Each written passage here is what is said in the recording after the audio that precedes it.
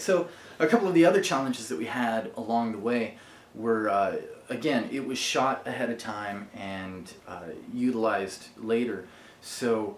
it was shot specifically for the look, and so there was camera shake put on it, and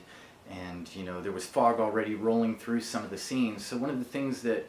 the director wanted to do was add more fog to the battle scenes, and that is always doable, but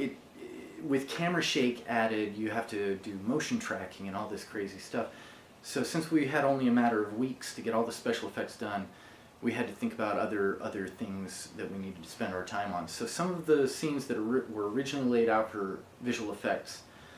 were canceled on the visual effects, but I don't think it loses anything from the film. I think the battle scenes look great the way they are.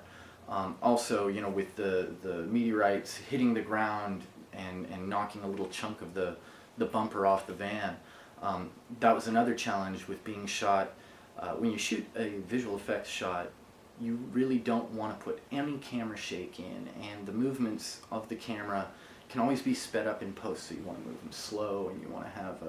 a really high shutter speed so that you can get a really accurate motion track, and you can add motion blur later and things like that. Well, these were shot like film, you know, like a final product, so they had a lot of motion blur and they had camera shake, and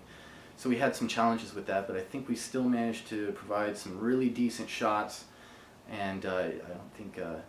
don't think that we really could have done any better even if it was shot as a visual effects sequence in the amount of time that we had to do it. Yeah, again, I think the biggest challenge that we had was we had a matter of weeks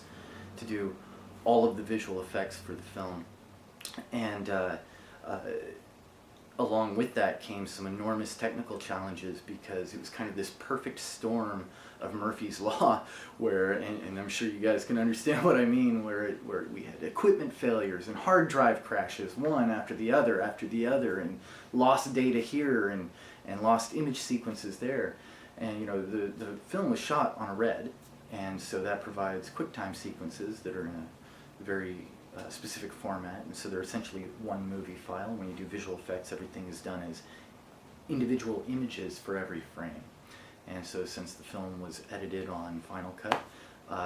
we ended up having to take the extra step of outputting those image sequences as QuickTime movies, which is really rarely done from a visual effects side. So we get it into QuickTime movies so that they could be imported into Final Cut.